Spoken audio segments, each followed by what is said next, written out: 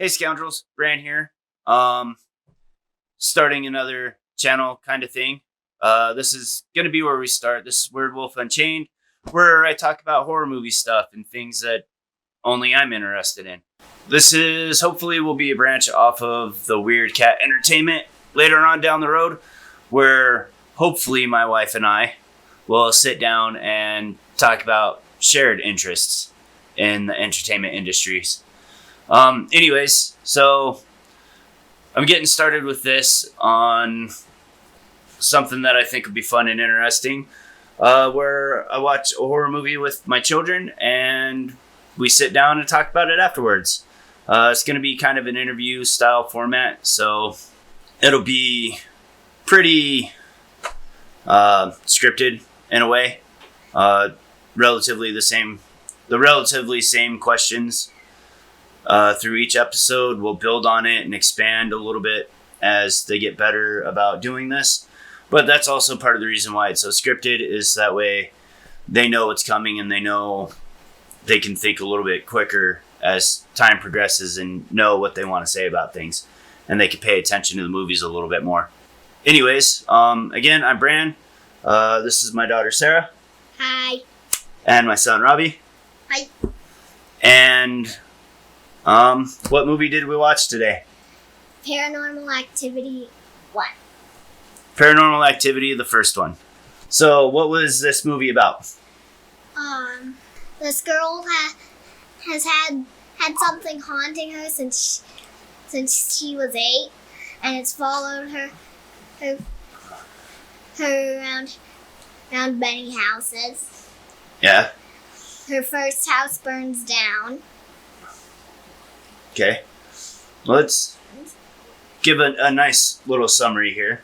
So the movie starts off with Katie coming home, and Mika, her boyfriend, has bought a camera. Why does he buy the camera? To record strange things going on in their house. All right, so there's already been some strange stuff happening, right? Yeah. All right. For a couple of weeks. For a couple weeks, a few days. I don't remember entirely at this point. That's okay. We don't have to remember everything, right? Yeah. So we set up, and the movie just kind of follows these two as this progresses. Do you remember how long it takes place? What the time period is? 2006. That's what year it is, but how long does the story go on for? About a month. 21 days, which is about 3 weeks, right? Yeah. All right. So, anyways, so that's the basic premise is, a couple people who are haunted by an entity, right? Yep. And they're not sure exactly what it is, like Sarah was saying a little bit ago.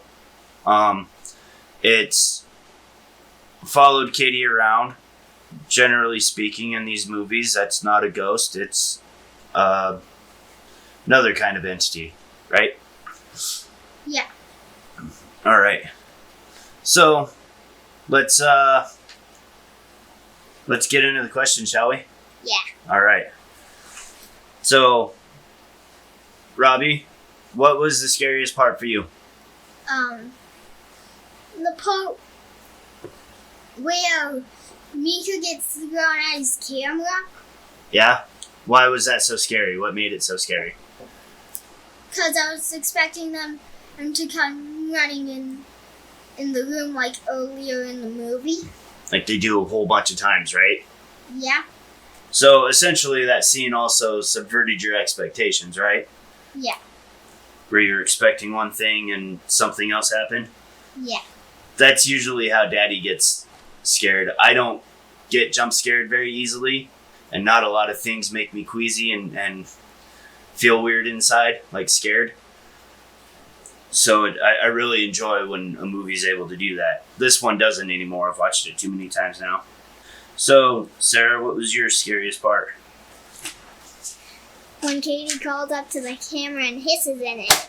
What made that part so scary for you? Because it wasn't like the rest of the movie, and it was just so unexpected. I wasn't expecting anything. No? No. So couldn't even subvert your expectations? No. So even though she was being creepy right before that didn't do anything for you? Like, to set up for it? No. Wow. Going into the future on other movies, we might ask about characters. There's only 2 characters in this movie, so it's kind of hard. But we can still talk about them. So what did you think of Katie's character?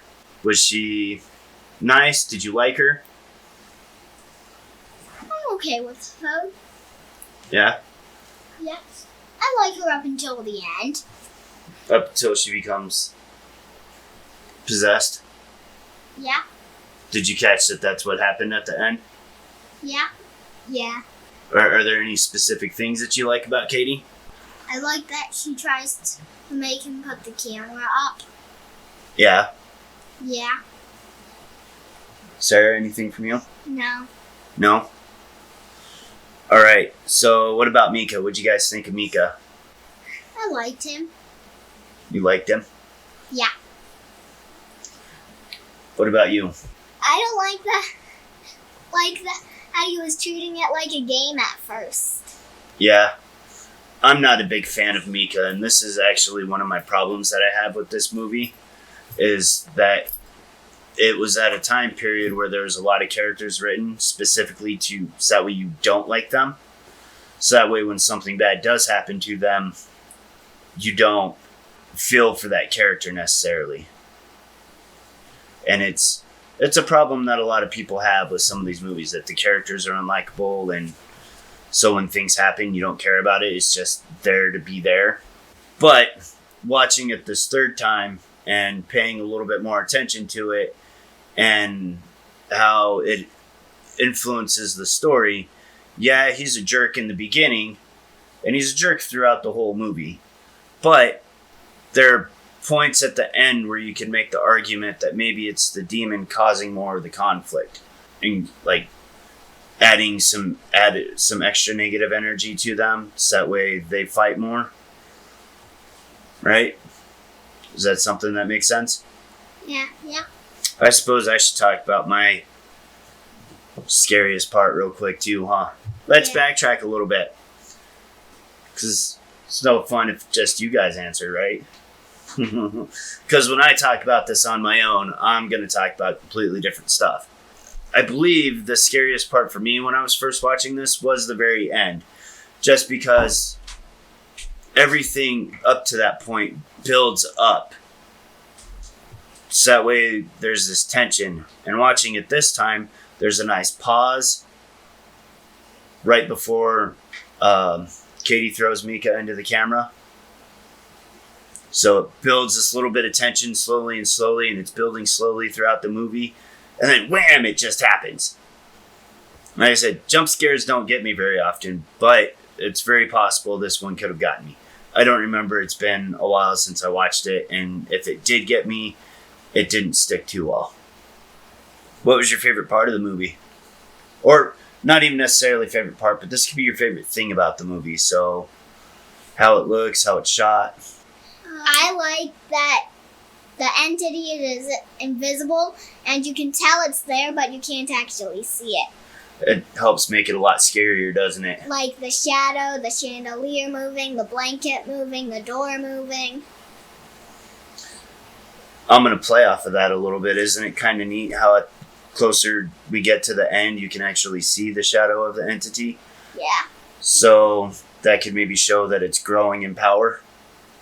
That now you can kind of see it. Yeah. What about you? Do you have anything? I like his camera. It's cool. You like his camera? It's cool. I don't think we really get to see the camera though, do we? We do a little bit. Yeah, we do a little bit in the mirror, huh? Yeah. Yeah. When Katie's using it a couple of times.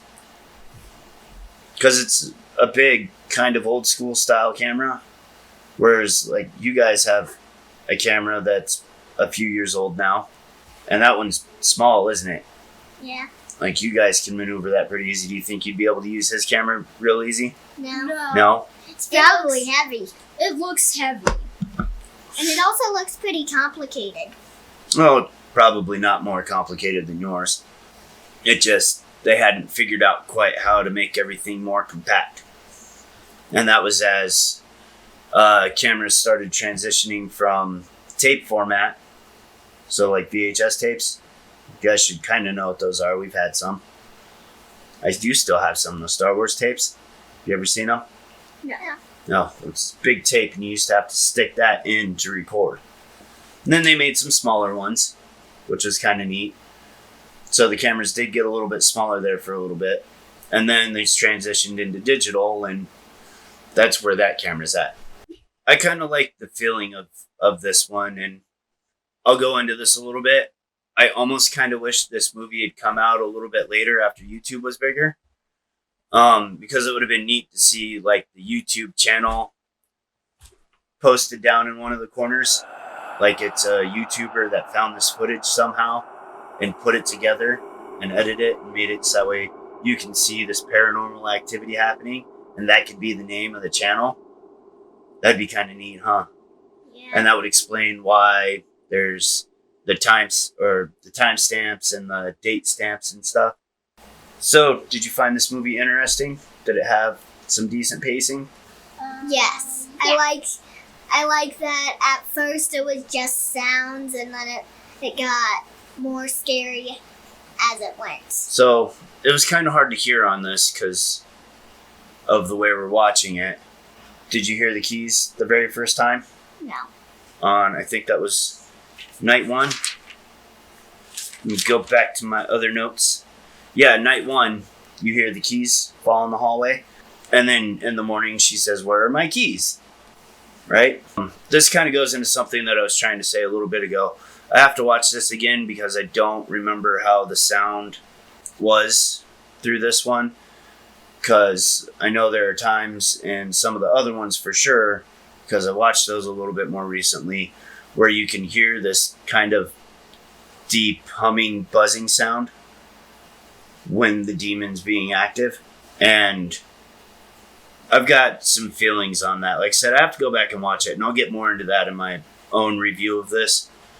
But I didn't hear any of that. Did you guys hear any? No. What about you, dude? What was your favorite part, or what did you like most about it? My favorite part was when we got to see its footprints. Yeah? Why is that? Because it was the first clue to it being not a ghost. So it was like a definitive, this is not a ghost, because a ghost wouldn't do that. And I like that. Like that, you could definitely tell it wasn't human because it had Ninja Turtle feet. Yeah? Yeah. Or kind of like a lot of birds, how it only has 3 toes. Yeah. I liked how they used the timestamp down in the bottom. Did you pay attention to that any? Yeah, I noticed it was fast when nothing was happening. How sometimes it would go fast. So the first time they do that, it starts doing that, right? So it kind of helps build this tension a little bit. Like, is this just going to be a night where it just fast forwards through and nothing happens, and then it just stops, right? And you're like, oh man, something's going to happen. What is it? And they do that a few times during the movie. And I think I didn't pay a whole heck of a lot of attention to it. I suppose I probably should have. But it is a nice little device to help build tension sometimes, right? Yeah. Which some of the later movies in this series get some really good, nice tension building moments where you're like, what is going to happen? Is this going to happen? Is that going to happen? Is anything going to happen at all? Ooh, How in the world is this movie gonna end? There was one of those where I don't remember which scare moment it was, but there is one where they built up a lot of tension and then just kind of let it go. which is very effective also because it helps build into that what's going to happen. Is anything going to happen at all? Right? Yeah. So that's another thing I liked in this. So let's play off of Pollux's question here a little bit. What do you guys think the monster might look like? I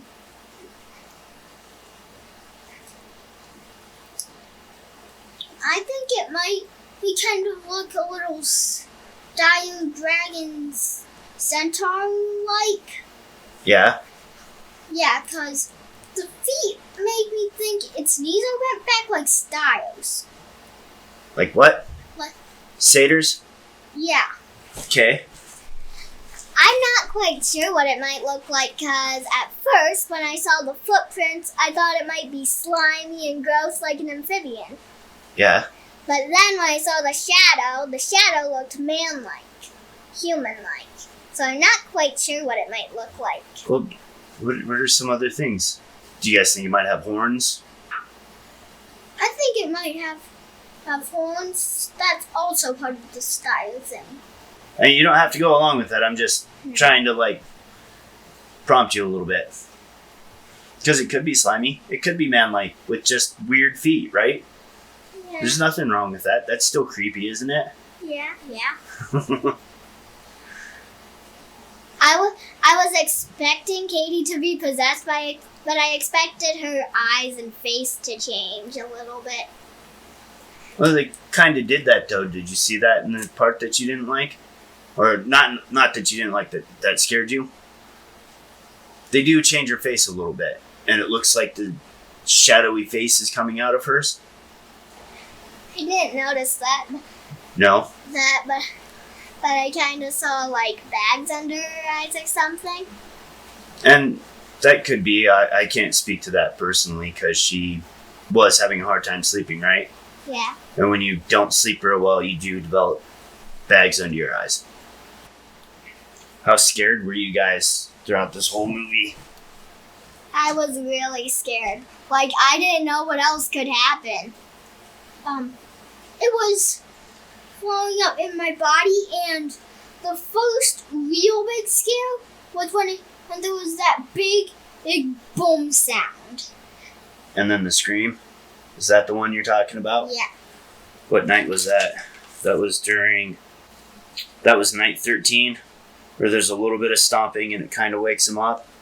And then they're sitting there waiting, and you're thinking, it's relatively early in the movie, right? Yeah. So you're thinking maybe they'll, it'll just sit here for a minute and they might just go back to sleep or whatever. Yeah. And then all of a sudden there's this really big thud and then a really loud scream. And that's when the chandelier was moving, wasn't it? Yeah. Yeah. And that was the first time they got up with the camera. I got really queasy as it went on. Yeah. You could feel tension building inside of you. Yeah. Feel that energy, that scared energy. Yeah. And that's why a lot of people like to watch these movies, because they get really scared and that sends some adrenaline through their body and they kind of get a thrill out of it. So, what did you think of the story? Do you think it had a pretty good plot? Yeah. Did you understand the plot? Yes. Yeah, this is a pretty simple one, right? Like I said, I like how it gets worse and worse and worse as it goes on. And it's a nice slow build. It's not just right out of the gate hitting you with all the super scary stuff. So by the end, sometimes movies will do too much scary stuff in the beginning. And by the time you get to the end, all that scared energy has been expended from your body and goes away. What about you, Robbie? What did you think? About what? The plot. Huh. The story. Did you understand it? Yeah. Do you think it was an okay plot? Do you think it was good? Yeah. Another thing I like is that it seems so real, and that's part of what made me so scared. Yeah, so this is called a found footage movie, and that's what it's designed to be, is something that seems real that doesn't necessarily have to be. I go back and forth on these. Sometimes there's good ones, sometimes there's bad ones, but that's any movie. But personally, I'm not too much into haunting movies and found footage type stuff. It's just a personal preference. So, I think you kind of answered this already, Sarah. Do you think it was executed well, the story? Yes. Why? I mean, again, you kind of already answered it, so. Because of how developed it is, how it keeps getting worse and worse and worse, and it's realistic. And Go ahead. And it might actually be real. Maybe. It's not. But that's title cards at the beginning and end. Did you catch the one at the beginning? Where it said we'd like to thank the families of these people and of the San Diego police and stuff? Yes, yeah. San Diego's a real place. You guys should know that, because Daddy used to live there. And for a vacation place on categories when we were playing earlier, I said San Diego or San Francisco. San Diego. Yeah. Yeah. So, do you have anything more to say about what you thought about the plot? Not really, but... Do you think they did a good job telling it? Yeah. But the first thing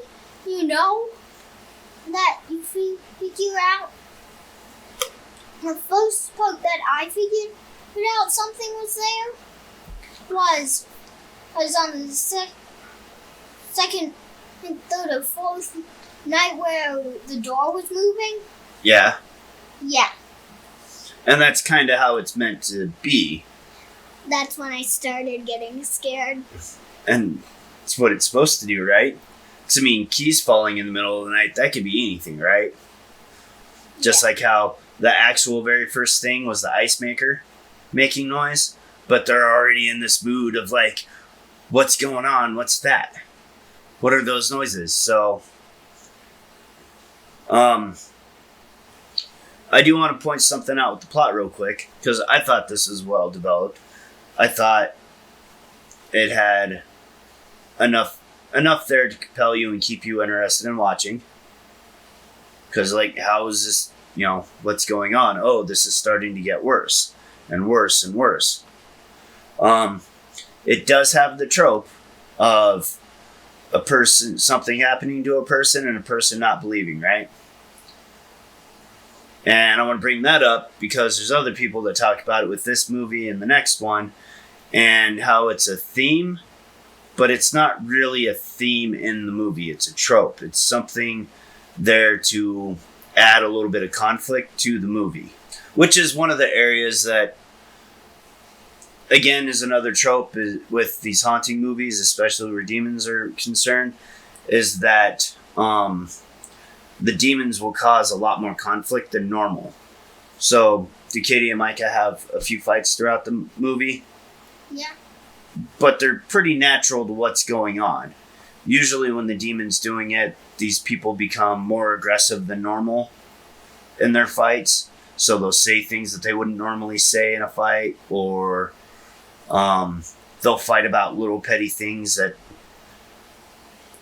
some other movies that we'll probably watch later on, you see these things happen and they just kind of, oh, whatever. But later on in the movie, there'll be a big, huge fight about it. And I both like that they didn't play on that too hard, but I'm also a little disappointed that they didn't show it a little bit more or lean into it a little bit more when they did show it. I don't know. It's weird. Because maybe they chose not to do it because they wanted to leave it a little bit more ambiguous. So that way you don't know if it's the demon doing it or not. Because again, these are very natural fights. And she's really upset about the camera and stuff throughout the whole movie. So on that, were there any parts of the plot that you guys didn't like? That, or not necessarily didn't like, but you think could have been better, or No, this was a pretty good movie. I think the picture thing where it was scratched and broken could have been better because I think it would be better if we heard it. well, do you remember the sound that happened right before that drew him to the hall? Yeah, So that was the demon breaking the glass. but we didn't hear the demon scratching. I heard a Well, it might have noise. been there. I don't like. The sound was kind of bad. I think we'll get some speakers for when we watch these movies. That way, we get some decent sound. Yeah, because these are really quiet movies. And we're watching it through a computer hooked up, streaming it, so that influences the sound a lot. Like I had everything's up to almost 100. Is there anything that you think could have been done better? No. No? I've got some of my own ideas. I'll get into that a little bit more in depth in mine, because that's definitely something that I want to do. Was it just the picture thing for you? Yeah. All right. So, would you watch it again? Yeah. Yeah, up until the end part, Why? because it gets more scary. Yeah. Yeah. So, were there any parts that you guys thought were boring, though? Yeah, the nights where there's nothing happening. That's kind of like a point, though, is that way you're not sure if something's going to happen or not. Oh, I didn't think about that. Can you guys think if there's a pattern to the nights? Like when they showed stuff? No. And there were some of them, again, where it was just sounds, so it might have been difficult to tell. I think we'll watch it again sometime with better sound.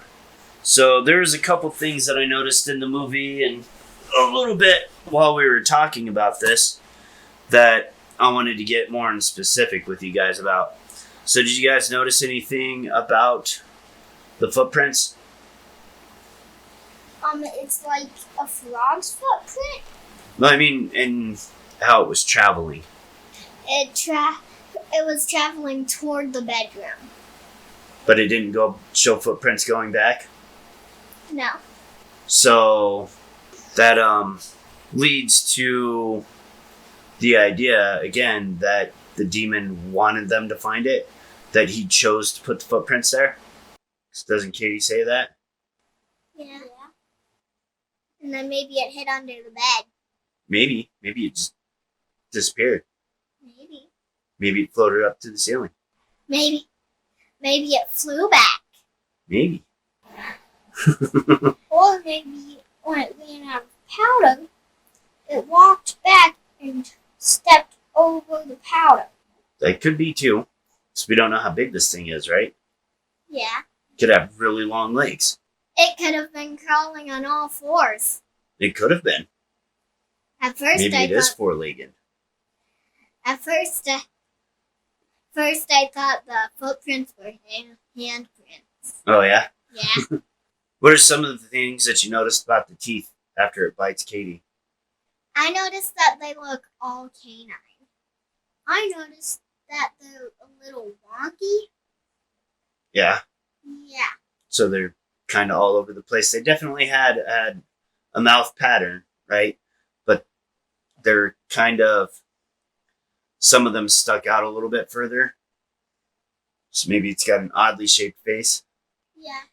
But they definitely looked like they were all canines. They did. They looked kind of pointy, like the tip of my pen here, or like the tip of a pen, right? So very round, and there's some fish that have teeth like that, kind of.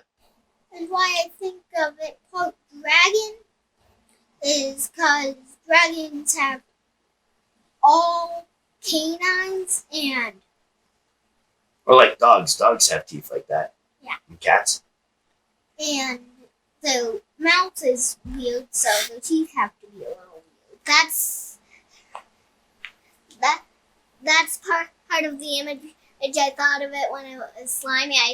I I kind of saw it Gollum looking like from Lord of the Rings. Ooh, that's fun. Yeah, but green skin and more slimy. Nice. So, we'll just jump ahead because this kind of plays into it. The next one that I was going to ask, the setting up of stuff, right? So, they kind of, maybe if you think back on it now, the first time Katie wakes up and stares at Micah, she goes downstairs, right? Yes. And then she's sitting there and she's like, I don't want to leave. I don't want to leave, right? So if you think back, like, it almost sets up this weird, is she sleeping or what's going on? Is she, she's clearly not being herself. And then that's what she does later on after the demon possesses her, right? Yeah. So that was kind of fun and weird, wasn't it? Yeah. That's a decent little setup, like what's going on here. What I thought would happen is it would repeat from that step. Yeah? Yeah. So like she'd do that more?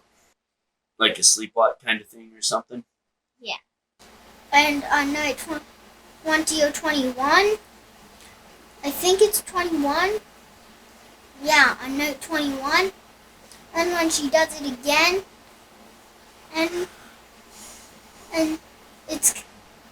she leaves, she starts screaming afterwards. Yeah. I know, that was really creepy too, right?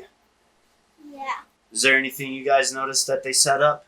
I noticed the shadow when the shadow left the room, and then it came into the room the next night, and then the blanket moved. I think that happened afterwards, and then she gets dragged out.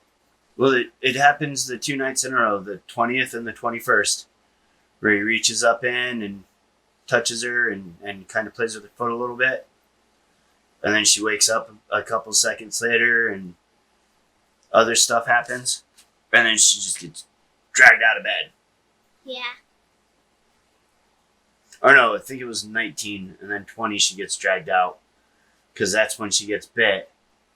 And then 21 is when she gets up and just stares at him for a little while.